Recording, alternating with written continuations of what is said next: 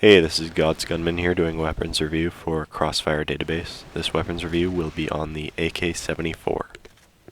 If I sound sick or something in this review, that's probably because I am. I'm trying to sound happier than I am, but whatever, I'll have to go with it.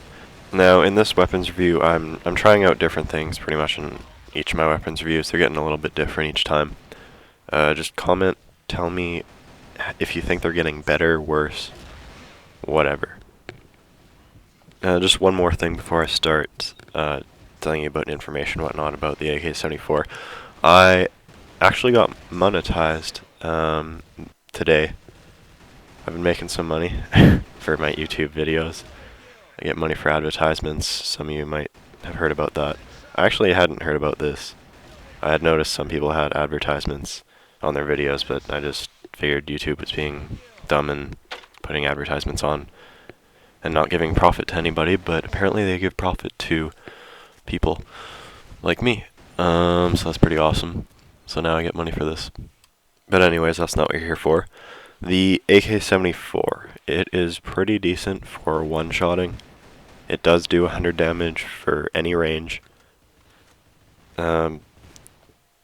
Spraying, it's not that great because it's not at the full, it's not at the standard 10 rounds per second like most assault rifles are, like pretty much all the M4A1s except a couple of them, and all the AK-47s.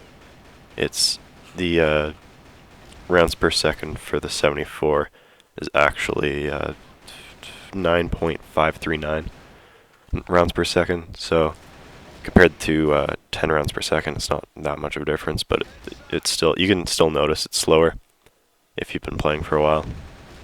But as I was saying, it's really good for one-shotting. It doesn't really lose accuracy when you're one-shotting, and you can one-shot fairly quickly while your cursor is staying on the same place. Most other weapons, like the M4A1 or the AK-74, your cursor will maybe move a little bit after a shot, or at least it'll seem to. With the 74, it looks like it's staying on the same place, and it is. So if you're a fan of one-tapping instead of spraying, this gun's probably for you. It's not the best, but it's pretty good, especially when one-tapping.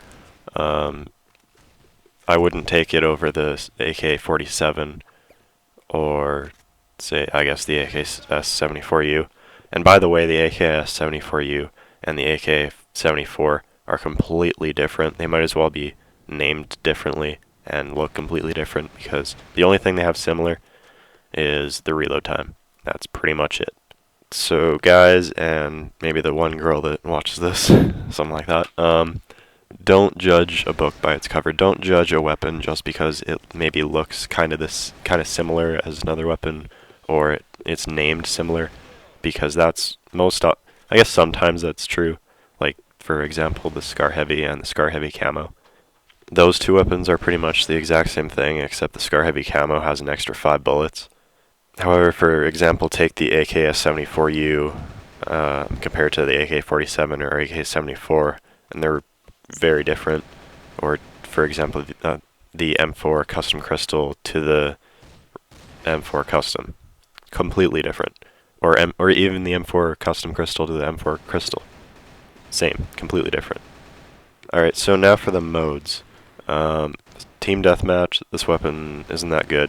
You'd be better off with the 47 or M4, whatever. For Search and Destroy, it's a bit closer of a match with the 74 and the 47, because the 74 is good at long range. The 47 is better for close range. The 74 and the M4A1, between the two, overall I'd probably pick the M4A1. The 74 is pretty much just, you can use it if you're good, and you can look like a badass because not many people use it. Other than that, it's not really that useful. I guess it might be useful if you are just trying to learn how to one-shot, headshot, like single tap, whatever. Then maybe this would be like the next step from the K2 if you're one-shotting with that. Maybe try out the 74 and you can develop your skills even further.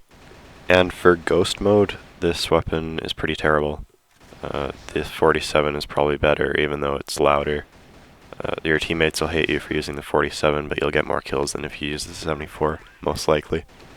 I guess before I should forget, I should probably mention something that's fairly important. This weapon's kind of a crossbreed between the M4A1 and the AK-47.